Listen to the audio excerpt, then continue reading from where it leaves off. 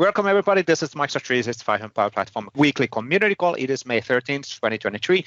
In this Tuesday call, 8 a.m. Every single Tuesday, we'll have Microsoft presenters, Microsoft coordinated demos within the call. And typically like today, we do have 3 different demo slots. Now, we'll start with the typical set of slides and recapping on what has happened within the past week, some of the news, some of the slides which we're always reporting, but there's always new people in the call. So we want to make sure that everybody is aware of all of the different assets and options to get involved within the community. And then around roughly 10 to quarter past, we'll move into the demo real stars of today, which are Marc and Jethro. Marc is going to start with the introduction of repository as a service. And then Jethro is going to talk about the introduction of Microsoft Viva connection for education. This is really, really cool setup as well, which is available for Microsoft for education purposes. And there are really, really cool implementations within that as well. So Jethro is going to showcase some of that stuff. And there are some code available for people to take advantage, which is awesome as well.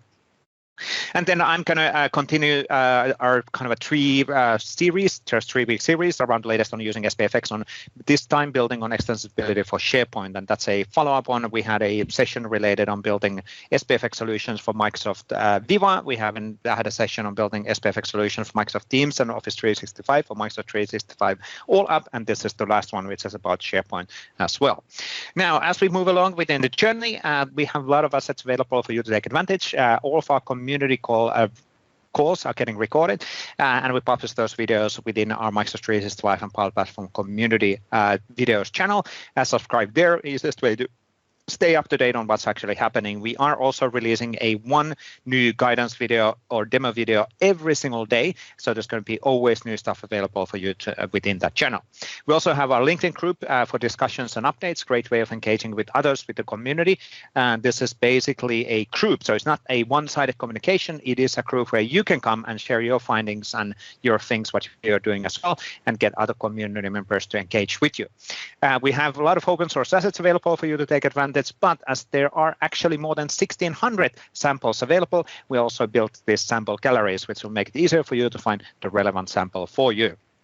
And then we have our open source asset initiative sample location, which is basically the one URL to rule them all, because there's quite a few URLs to remember. So aka.ms community home is where you find all of the different assets and links to other resources.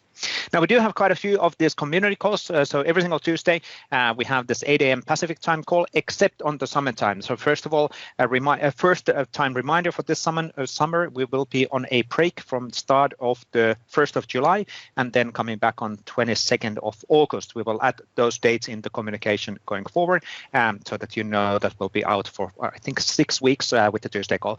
That's mainly because Microsoft PMs and Microsoft engineering and the people are not really available during that time, too much to do demos, so we want to lower down the weekly calls. Now, Power Platform, Identity Platform, Office Add-ins will have a monthly calls ongoing throughout the year, and then we have our Thursday 7 a.m. Pacific time series, which is either Microsoft 365 Power Platform Community or Viva Connection SharePoint Framework Community Call. These are mainly community-driven demos, so there are people sharing what they built using the Microsoft technologies and Microsoft 365 and Power Platform technologies to showcase the art of possible there. Really, really cool. You can download the recurrent invites from community /calls. And then if you're looking into agendas, those are always getting published in social media and in our meetup group at aka.ms /communities/meetup. Now, we mentioned that some of the calls have community presenters, and that's what we want those calls to actually have. So it's all about learning from each other. It's not just we as Microsoft telling you what you should be building. We are actually highly interested in seeing what you build and what you learn. So please don't do product demos, but if you share your learnings and what you built, or if you have provided something available in a GitHub or contributed to our repos, that's one way of actually sharing on one option to share your code with others. So please sign up at aka.ms /community/request/demo. That's a pretty long URL, but was able to go through. We have a lot of assets available for getting started on Microsoft 365 development. Sign up for the Microsoft 365 developer program, which will renew automatically in every single 90 days as long as you use it for development. So there's an automatic instrumentation in place, which will take care of that. And there's a lot of learning material, learning modules available for you to take advantage at aka.ms /m365 dev and learn. Now, we do also have our podcast and video shows, which we are releasing on a weekly basis, weekly or bi-weekly basis, depending on the show. So we have our PMP weekly, Microsoft 365 PMP weekly show at aka.ms/PMP weekly. That's hosted by yours truly and Waldek Mastercards. We have our Microsoft community at LinkedIn, a Mondays at Microsoft. That is a bi-weekly show hosted by Caruana and Heather. Great way of getting involved and being engaged or up to date on what's happening as well. We have our Power Platform Connection show hosted by David Warner and Hugo Bernier. And then we have our Microsoft 365 Developer Podcast hosted by Jeremy Fake, Aisha Bars, and Paul Schaffelet, depending on the week. We are the best centralized location to find all of those cool samples to get started is the aka.ms/community/samples. So we're aggregating all of the Microsoft samples and community samples to one centralized location. We actually have some new designs available in here to make it even better to find what's the relevant sample for you in the future. So we are evolving the service based on the feedback as well. Great way of not trying to find the right repo in a GitHub, because there's thousands and thousands of repositories in a GitHub. One location, you use the search query, you'll find the sample. Easy as that. And then that links obviously in the GitHub. Now, we also have our sharing is caring initiatives. So as you find the sample, you might be wondering, what now? Or you might be wondering to contribute or do a demo into this community calls. We do got you covered in here, and David's going to do a quick intro. What does that mean in practice? Absolutely. I was wondering if you were going to let me do that. See what I did there? All right, everybody.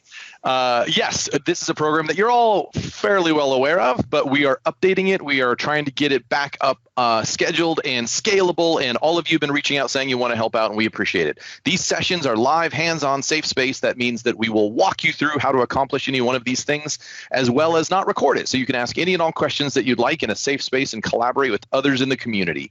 We are actively working on getting those schedules up and running and scheduling more with you that want to help administer them. So thank you for being patient. Now that all the 7 million events that just were going on last week alone are done, we are going to get everything back up and running. So thank you. Reach out if you have any questions, but keep an eye out at aka.ms/sharingiscaring for more information. That's it. Back to you. Excellent. Thank you, David. Throwing it back from LA to Helsinki. This is good. Technology is amazing. Excellent. So talking about the events, most of the biggest events are now done. Not that actually 365 EduCon would be that small event either, but we're in the middle of this event conference frenzy. It's been pretty crazy for a few past weeks, but it's starting to a bit slow down. So on June 12th to 16th, the DC has the 365 EduCon, and they have the similar setup in Seattle and Chicago later this year. Do check out great presenters, great demos on those as well.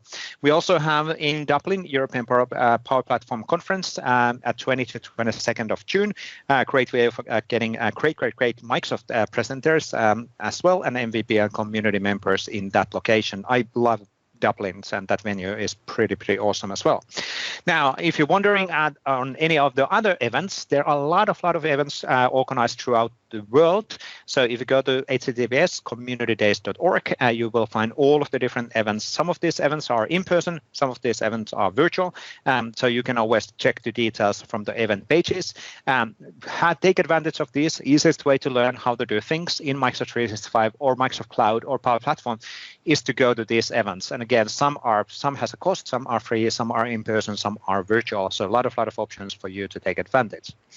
Now, before we go quickly recapping what were the news last week, we also have Gary to cover what's happening starting from June 1st.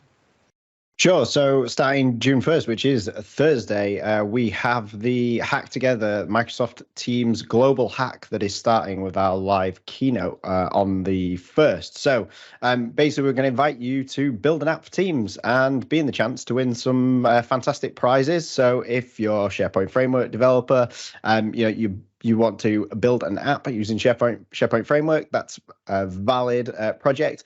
If you want to use Teams Toolkit and try out the new features, you can do that. But if you just want to use JavaScript or .NET, just build something for Teams, that all is fine as well.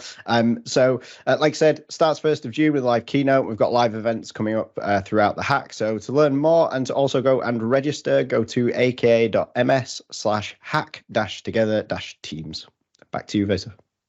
Excellent. Thank you. Thank you for that one. Now, quickly recapping last week's news. There was quite a lot of news, obviously, because Build happened last week, and that was typically the location where we do a lot of announcements together with Ignite, which is happening in the other semester. So first of all, easiest way to get up to date what were the news and what were the news all about is to read the book of news. That's on the right side. I will share the links on all of these assets in a second in the chat.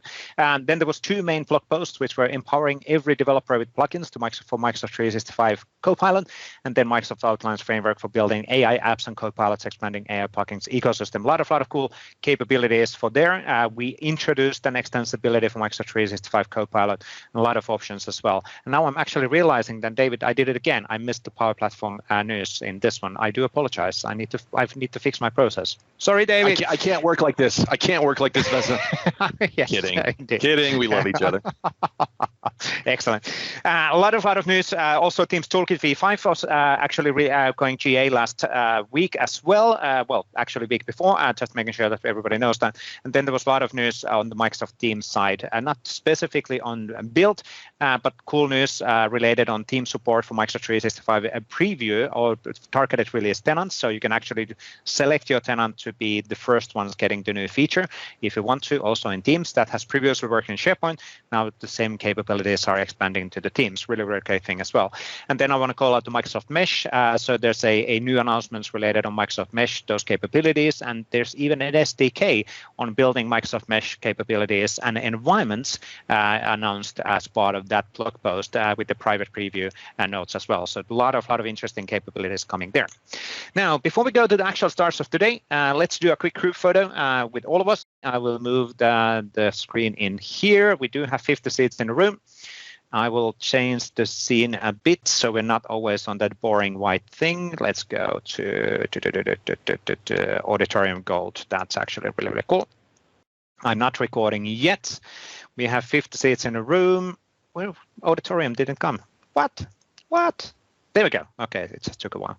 There we go. I can see Todd walking, Dan walking outside on the back row. That's a really interesting way of joining. Excellent. I think we're fully booked. Let me put the recording on. 3, 2, and 1, and let's do some hand waving, everybody. Thank you for joining once again on the call. We'll grab a GIF animation out of this and share it in social media. Thanks everybody for joining. A lot of familiar faces, a lot of faces actually from last week's from the conferences as well. This is really cool. Awesome.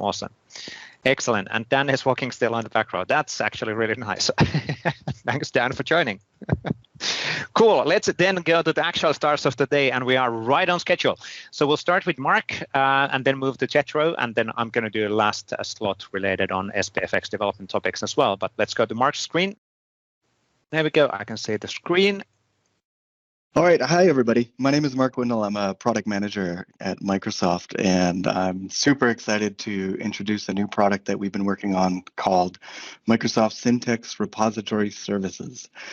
So I'm going to tell you a little bit about this product today, and at the end, if this interests you, there's a link to join or sign up for our private preview, which is open now.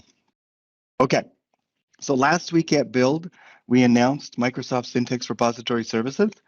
At a high level, it is a faster way for developers to build and manage full-featured file and document-centric applications.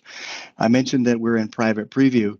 There's a blog post that's come out now, this morning actually, right here in Redmond, and it is at aka.ms/syntex/repository build 23.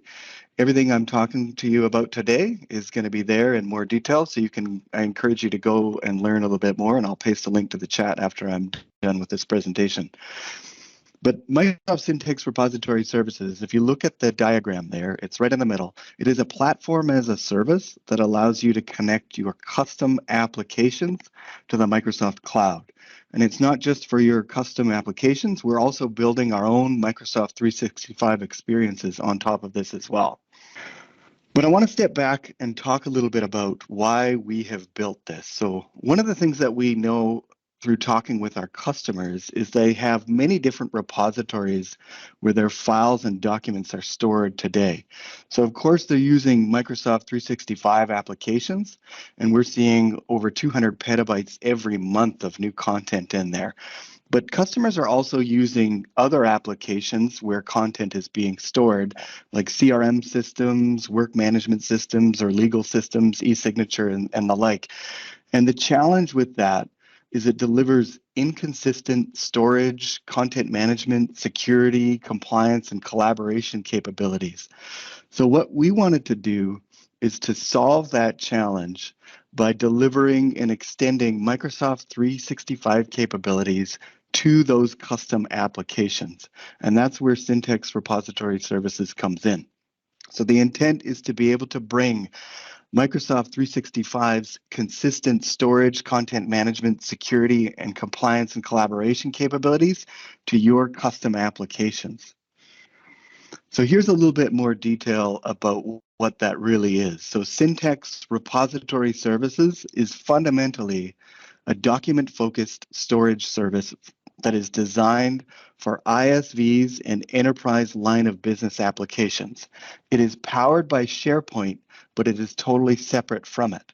It is a headless, API-driven solution where content lives within your customer's M365 tenant.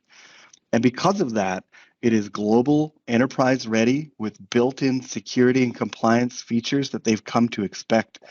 You also get view, edit, and co-authoring capabilities for Office documents. And Syntex Repository Services is a metered pay-as-you-go service that is outside of other M365 entitlements.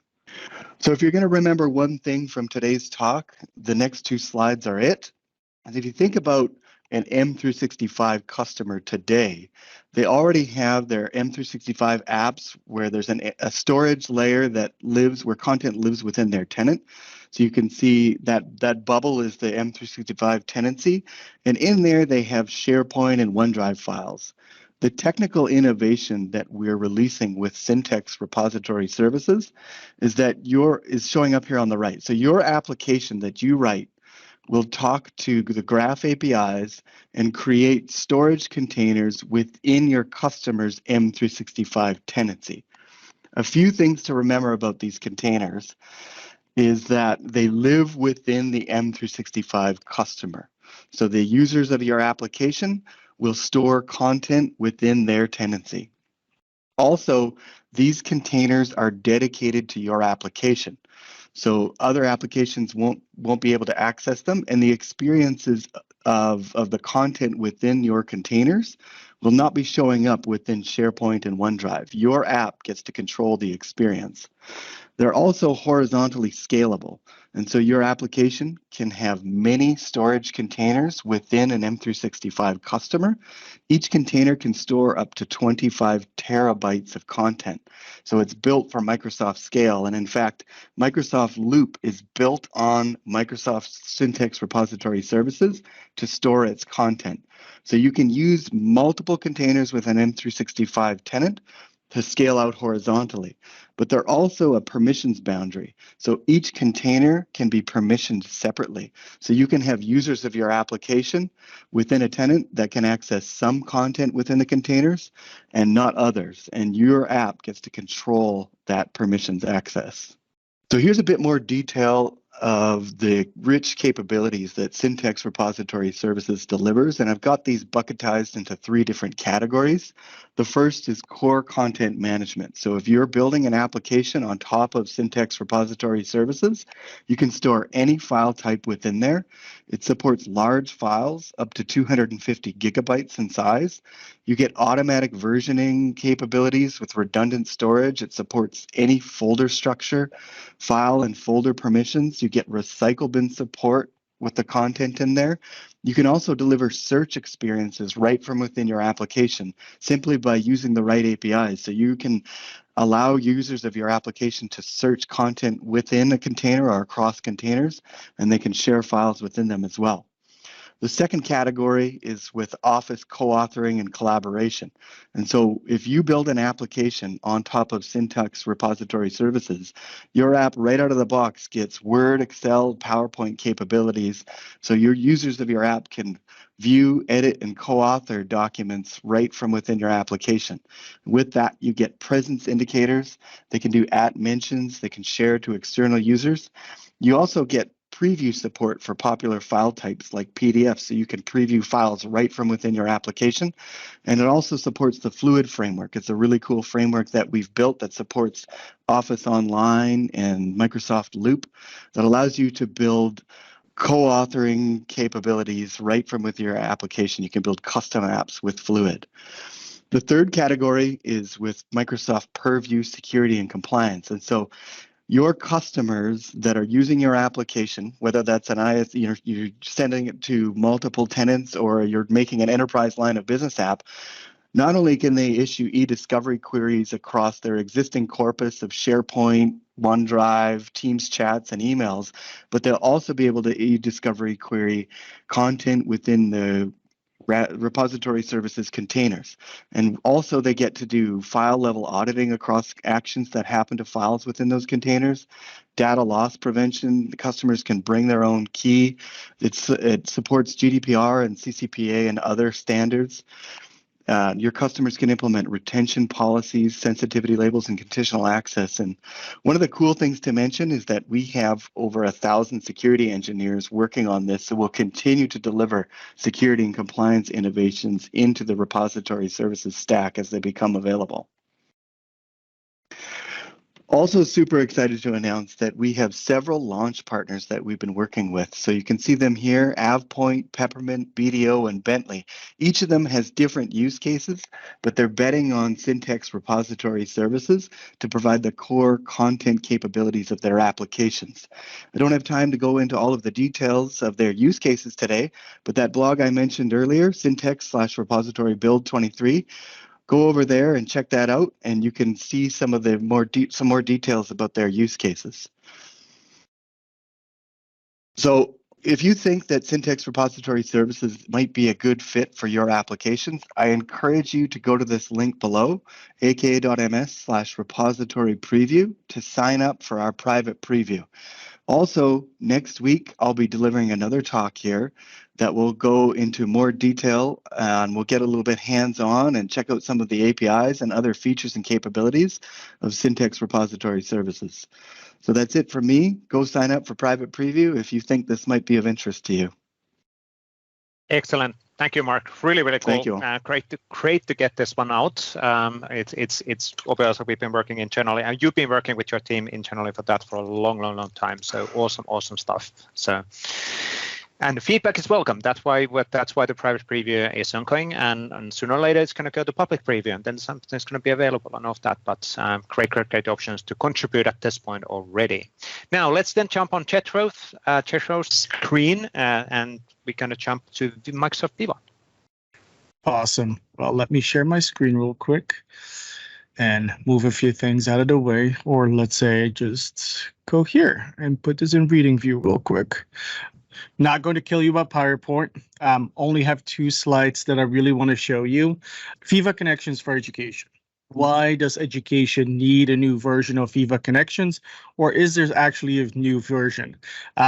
What we're trying to do is really extend the power of Viva, and specifically in this case, Viva Connections, to a persona that has not been really addressed by the current setup in Viva.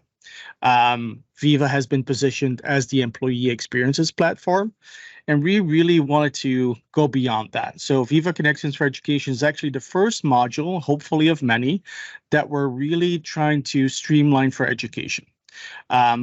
Because I said different persona, our goal here is really to tackle one of the biggest student problems that we've seen in the last few years. When we talk to our students to identify what type of problem we wanted to fix, one of the biggest things they said is like, hey, there's a number of things, but here's the biggest one. And the biggest one is that they feel very overwhelmed. And COVID, of course, did not help.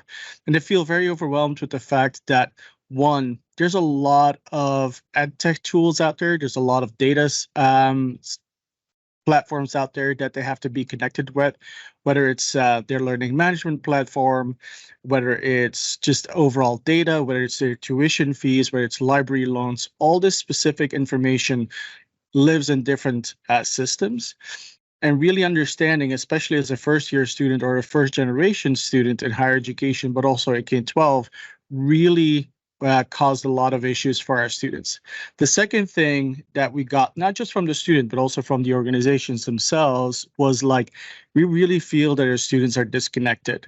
With COVID and remote learning, we really don't feel that our students still feel connected to the identity as being a student of organization X. And we really want to provide more information. We want to connect with our students better.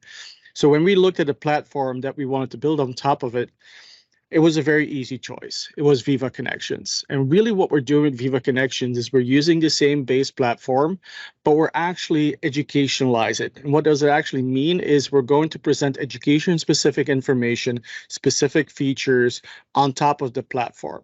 So I'm actually very happy to announce that this morning we released a blog post that all our education Viva cards, assignments, courses, library loans, tuition fees, internships, going to show you that in a bit in the demo as well, all have hit general availability and are available for all our education customers. Doesn't matter if you're in K-12, whether you're higher education, whether you have the free A1 license, A3 or A5, any type of license is supported and does have access to all the features of Viva Connections for Education.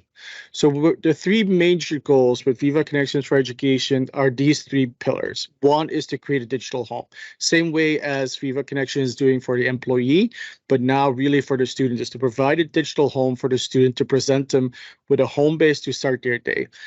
All the information that is relevant for the student will be presented there, will be visualized. And what is really cool is that the organization has full control over that. So if you as an organization want to present, let's say, information directed to tuition fees, registrations, specific blockers that students are working with, mental health, all that information is available and can be presented in that digital home.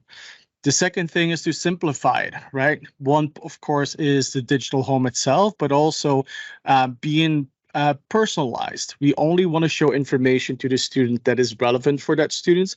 And just by using audiences, and even if you saw the roadmap with the multiple home experiences, is really going to be beneficial for the student to see what they actually need to see.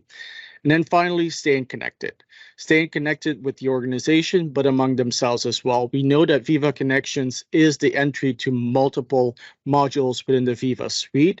We feel that Viva Engage is the next one that really is driving a lot of student engagement, the ability to create communities, the ability to bring people that are like-minded together, but also additionally from a leadership perspective, from a organization perspective, generating the right information, the right news so that people feel informed and feel connected is something that is super crucial and that a lot of students are really accepting in a very positive way. Like I said, no kill by PowerPoint, 2 slides. That's what I promised. So let's keep that. What I want to do now is really show you what we've been doing with Viva Connections for Education, right? So the first 2 cards that you see here are the assignments. What is really cool is that a student immediately can see which ones are upcoming, which ones are past due. If they're past due, you might want to get a beat on it because that means that you might not get your full grade anymore. But this is immediately going to show you which ones that are getting to that level where you need to take some action on it. And one of the key things that is super powerful with the ACE technology that we have here is that everything is actionable. So if I click on this specific assignment, it's automatically going to take me to the assignment that is available here and will actually present the right information. Of course, Teams is going to throw a fit today, but there it is. So you see all your background, you see objective deliverables, right? You can start working on it. You can turn it in if you're completely done with it. But that was something that is super crucial for us, is that it had to be actionable. The same thing here, courses, when we click on it, it's going to take me directly to the right class. If you're not familiar with Teams for Education, know that we have a number of templates that are unique to education. The classroom is one of them, and that's really what we're showing here. But additionally, we know there's a lot of information out there that is relevant for a student that students have been asking for, like, for example, the ability to book a space, like their library loans, tuition fees, internships, scholarships, that kind of thing. The problem is that there's tons of different systems out there. They all have their APIs, but we as Microsoft, we cannot always create to all the different systems, right? That would just create a lot of work, and the return on invest necessarily is not always there. But to kind of make sure that our customers and our partners, and by extension, you guys, don't have to start from scratch, what we actually did was to provide a code sample, which is available on the samples that Vesa mentioned earlier. So you can actually go there and see these 5 code samples that are available here. What we've done is attach some sample data so you can actually see what is the impact, what does this mean, how does it react, right? And if you have engineering teams or you are supporting an education customer, you can attach a real API to it and present real-time information for this specific student, right? The same thing goes here for tuition. You can see that in this case, I have 3,829 fall tuition that I need to pay. For the people who don't live in the US, you're going to see that those charges are quite on the high side. And for the people who live in the US, you're going to see that they're quite on the low side. Same thing here for internships. So we're really presenting a lot of different options, and they're ready to use, right? So they're completely publicly available. You can work on them. You can contribute to them. We're actually thinking at this point as well to even make our internal cards like assignment and courses available on GitHub as well, in the same GitHub repository where these code samples are. It's still a decision that we're looking into, but we think there's a lot of opportunity there to have people like you guys who understand the technology, who want to bring in some additional functionality to get that done as well. So that's really what we're trying to do with Viva Connections for Education. 2 features that I really want to call out that are on the roadmap that are coming out soon. One is the multi-home experience. So now we can actually create experiences, one for faculty and staff, and then students or different group of students. And then finally, one thing that students have been asking for quite significantly is the ability to personalize the dashboard in their mobile experience. Just to give you an idea how important the mobile experience is, 85% of the consumed data in Teams for Education happens on the mobile phone. So that's the reason why Viva Connection for us is such an amazing platform. The ability for organizations to immediately have a mobile application as well is super essential. So if you have not really played around with it, how the ACE technology is seamlessly translated on the mobile experience, you absolutely should. It's a no-brainer. It is amazing that you have to only invest in the code once and you immediately can deploy it on the mobile experience as well, is really a blessing, let's call it, for us in education, because now we can actually invest in the card once and make it available in a mobile application as well. So like I mentioned, Viva Connections for Education, no new technology, more here's scenarios for the students that we want to make available. If you have specific scenarios, if you have ideas that you've done, let me know. I'll put my email address in the chat. We're happy to promote you on our channels as well and with our customers. But this is something that is getting very important to us. And even though I can't share the usage publicly at this point, at some point we will. We're seeing a huge uptick in this. We're seeing a lot of momentum. So that's what Viva Connections for Education is. Excellent. Thank you. Thank you, Jethro. Really cool. Any chance you could actually, so do you have a account which can go to a preview mode and show the dashboard in a mobile view? Absolutely. I can absolutely do that. Yeah. Because again, I just want to reinforce the message related on the dashboard, and because we always show things in a desktop view, and then people get confused on, wait, how does that relate on a mobile? Yes. So what you see here is actually the faculty and staff view. So you're going to see some different cards here. But what I've done is really go into preview, right? And so now what you see here is a number of cards that are on the mobile experience. Let me just go back real quick to the student view, because I spent a lot more time putting that in here. So there we go. Then I can go into my edit mode real quick. And then click on mobile, and you see here I have my assignments, I have my courses, I have my emails. And one thing I do want to call out, because I sometimes feel that the people who put the effort in it don't get enough credit for it. You're going to see here a lot of GitHub samples from the GitHub that Vesa leads that make a lot of sense for education. Our customers love it. The fact that you have this my email, the recent files that pulls out everything from the OneDrive, all the way to the cafeteria. These are things, if I would click on preview, would even be better, Jethro. There we go. So now you can really see it in a more user-friendly way, let's call it. But these are amazing things, right? I cannot say how many times I've pushed my customers to actually deploy these two cards, because one of the things that a lot of our customers say, oh, our students don't read emails anymore. Well, if you put it on your student portal, on your Viva Connections for Education, they will see that they have some heavy reading to do, right? When they click on Open Outlook, it will take them immediately where they need to be. The same thing for their files. So this is the biggest selling point for education, is the fact that it's now, boom, immediately available on the mobile experience, where they, in previous engagements, they had to build an application for iOS, for Android, and they spend a lot of time just building that, and a lot of money as well. Now they can focus their efforts and money in actually the experience for their students rather than the technology itself. Excellent. Exactly what I was looking for. Thank you, Jethro. Really, really No cool. worries. It's just for us who know how powerful the mobile is, we don't forget about always showing that, but it's incredibly, incredibly powerful. Students is an awesome scenario of like a frontline workers, even though they're not workers, but it's the similar kind of a concept as well. So 100%.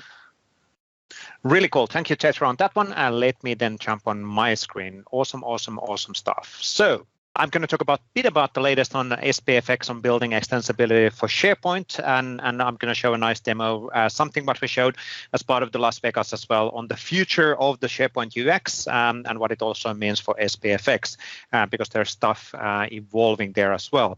Now, this will not be super cool demo heavy. I'm going to just call out the extensibility points as we go through within the demos, but I do have a few slides which I wanted to go through as well. Typical set of slides, typical set of things. So SharePoint framework is, from our perspective, the easiest way to build your enterprise solutions for Microsoft 365. It is a pro development storytelling, but it gives you the capabilities of packaging your code, submitting that code easily to anybody else or your customers, or from one tenant to another, and you can deploy that. And that's because of the automatic hosting, which is happening behind the scenes. So really the core power of SharePoint framework comes from the fact that you do not need to call anybody in your IT and say, I need to set up an Azure website. If you're in a smaller company, yeah, it might not be a problem. For enterprises, quite typically, it's a different organization which manages the Azure, and one organization manages the Microsoft 365. So getting that additional configurations in place might be problematic. SharePoint Framework has also the automatic single sign-on. It is based on industry standard tooling, meaning a web stack development. And a lot of our samples are based on a React, which is a good and a bad thing. And the reason why a lot of our samples are based on a React is that Microsoft itself implements the native SharePoint online experiences using React and React components. And that gives us some level of benefits, potentially even on a page size level. And that's kind of giving us then Fluent controls and React controls, which people are using as well. Technically, you don't have to do React. You can do Angular, you can do Amber, you can do whatever you want within the development. And it provides the consistent dev experience across the Microsoft 365 as well, which is really, really cool.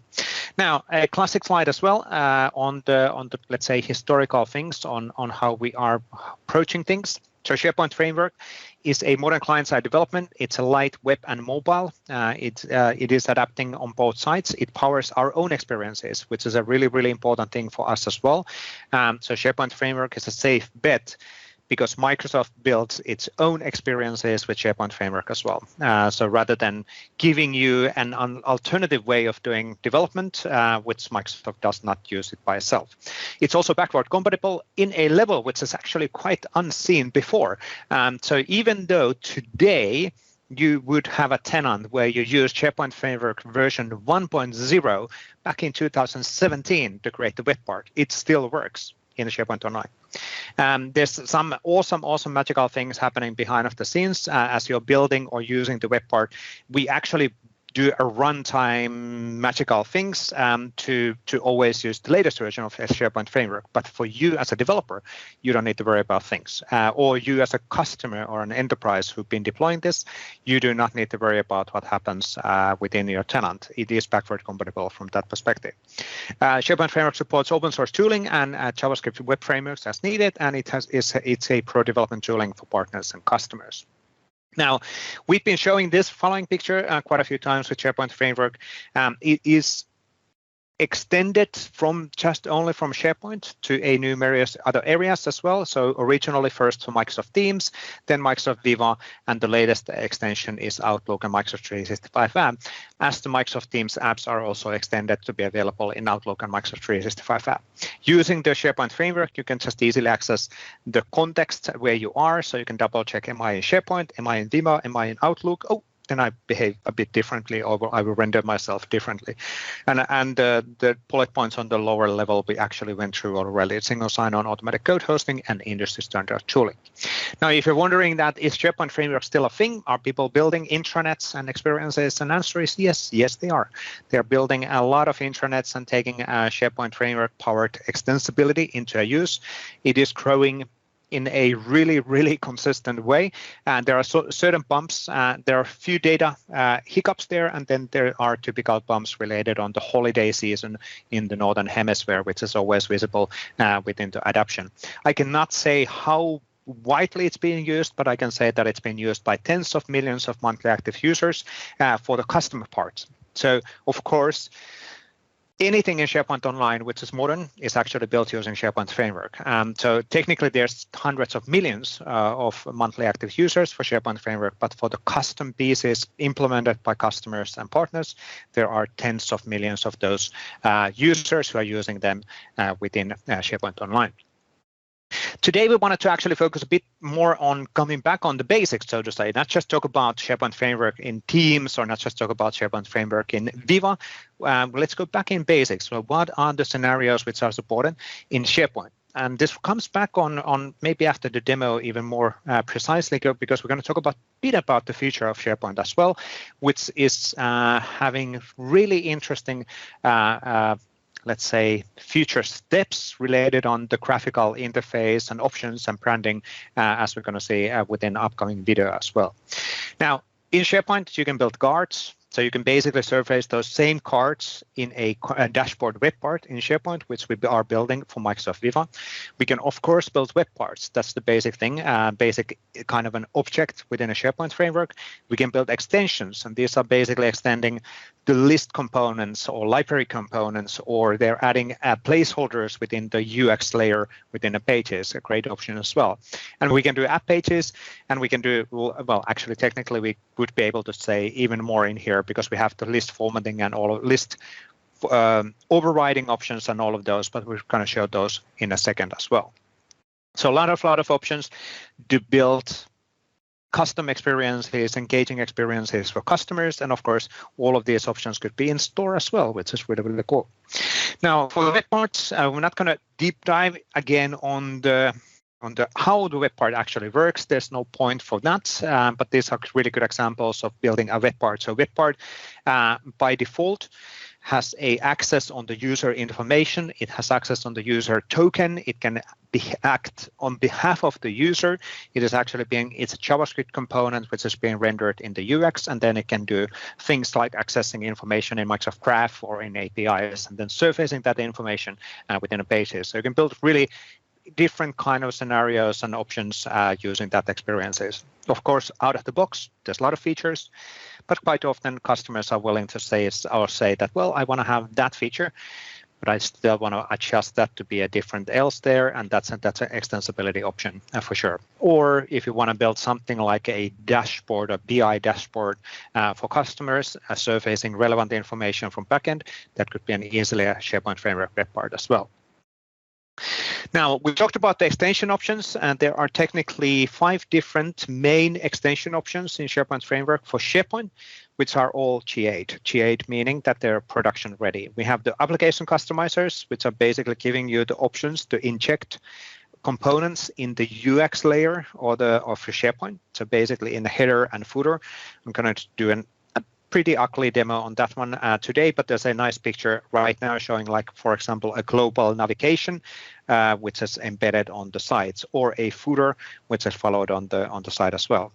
Command set extension is mainly for adding extensions in the menus. So, for example, in the context menu of a file or a document library or a list, you can add buttons there and execute code whenever actually that button is being clicked. So the main difference here, comparing, for example, for list formatting, is that list formatting is JSON. You cannot execute code. With SharePoint Framework, you can execute code. You can open up a panel, you can open up an item, you can connect to your backend in Azure, you can connect even to your on-premises using Azure connectivity as completely seamlessly. So there's a lot of options to integrate from a library management perspective or list management perspective. Field customizers gives you the option of overriding the field presentation value.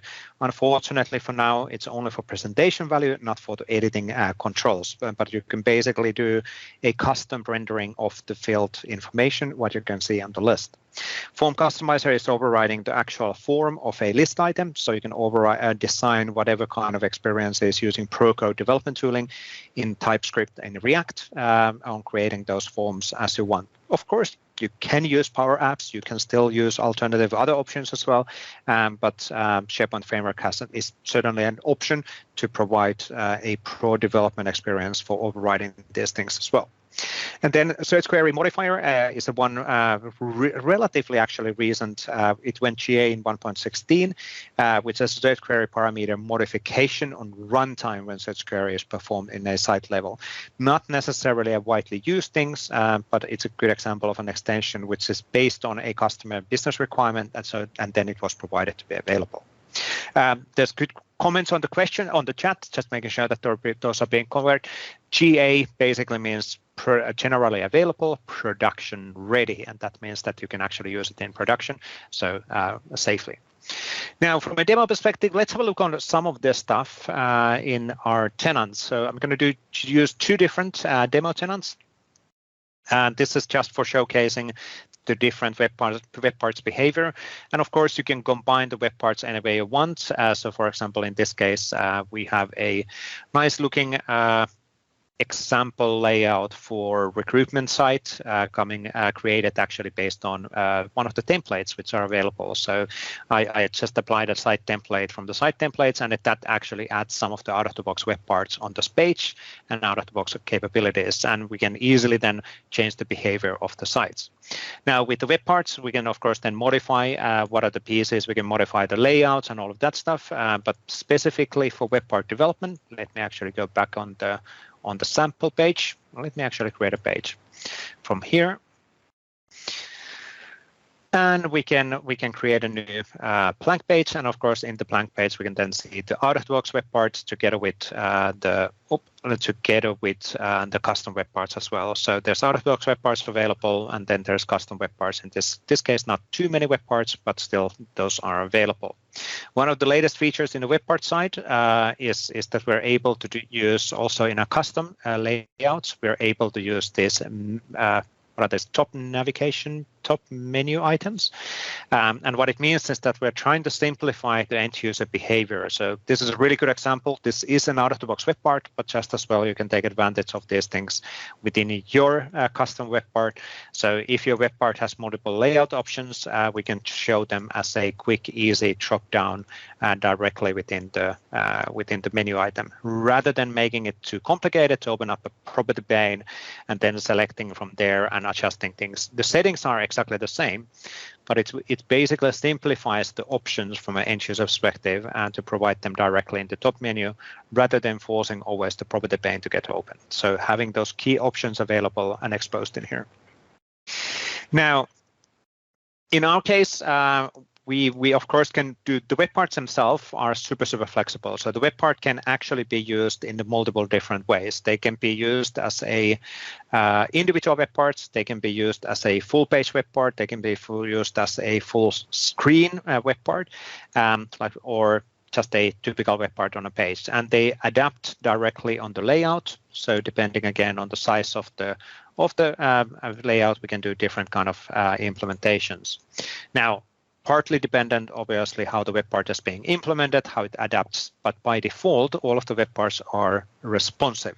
And that is a great thing, because you can access the information then using any device, you want to use. Of course, to be fair, it's still true that if you go back on the Viva scenarios and Microsoft Viva connection dashboard, let me actually open up an example in here.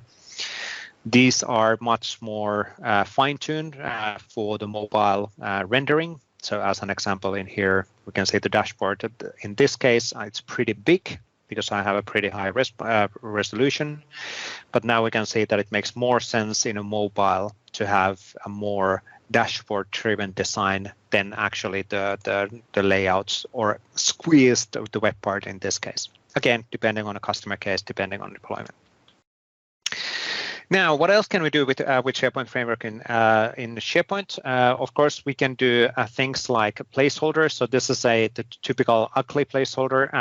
In my case, I enabled one central extension to be available within all of the sites within the tenant. So we can do header sections. Typically, that would be something like mega menu or a placeholder or notifications like the factory has an alert or whatever is the customer case. Or we could do menu down here. In this case, we can actually see two different extensions getting stacked, and that was intentional as well. So they do stack in. So you can include multiple extensions in the page if needed. Does it make sense? Debatable. Maybe it makes sense in this case only to have a one footer and not the second on top of that. And of course, the footer is floating on the page. And if I go to site contents, it's actually still there as well. So it's kind of making sure that the placeholders are always visible regardless where you are on a page. What's really cool about these extensions, and this is the application customizer extension, is that you can control them in a tenant level. And what we mean with that one is that you do not need to deploy this application or this footer or even the web parts in a specific site level, which might have been the requirement in the past for SharePoint add-ins and all of that stuff.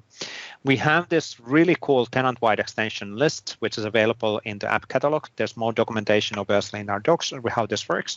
And I can control what are the extensions which are available and visible within my tenant. And what I mean with that one is that, for example, if we edit this one, that's actually the hello world message. I can say that this is now disabled. And just in case, let's actually disable that one as well. And then we stop editing. There we go. Those are now disabled and disabled. The global footer is enabled, and the global footer, let's actually modify that a bit if we don't run out of time. Let me actually do here. Can we do? It's pretty ugly. There's a spacing, but can we do? Where do we actually have some text which we could change? Contoso, sharing is caring. Let's add a explanation mark actually there. Oop, not the whole thing. Undo. No. Now I'm breaking it. No. Let me do this. Demo effect. There we go. So we can modify these extensions as any way we want, as we from the centralized location. An idea here is that if you want to have a centralized definition, that's a pretty ugly definition. Centralized control, for example, for the footer. Or, for example, you want to make sure that every single document library within this tenant would have a certain button, or it would have a certain context menu in them. You can do that from one centralized location. You don't have to deploy the solution to every single site. You deploy that to a tenant, and it will be available across the whole functionality. Now, in my case, I disabled those header and footer. We can see that those are now gone. And do we actually still get? Where's our footer? Did I broke the footer? I broke the footer. At least we got rid of the ugly extensions. They're no longer visible within a page. Now, the applyment of those settings from the tenant-wide extension might take a few minutes every now and then, and that seems that's could be the reason why it's actually broken. That got to be pretty ugly. Anyway, let's not worry about that too much.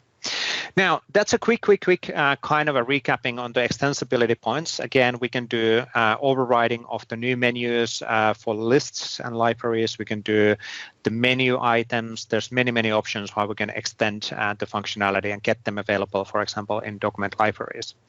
Now, what I wanted to also show is that in the Las Vegas, within a few weeks back, it's not too far from the Microsoft 365 conference, we did announce that we're actually working on a new UX version of SharePoint Online.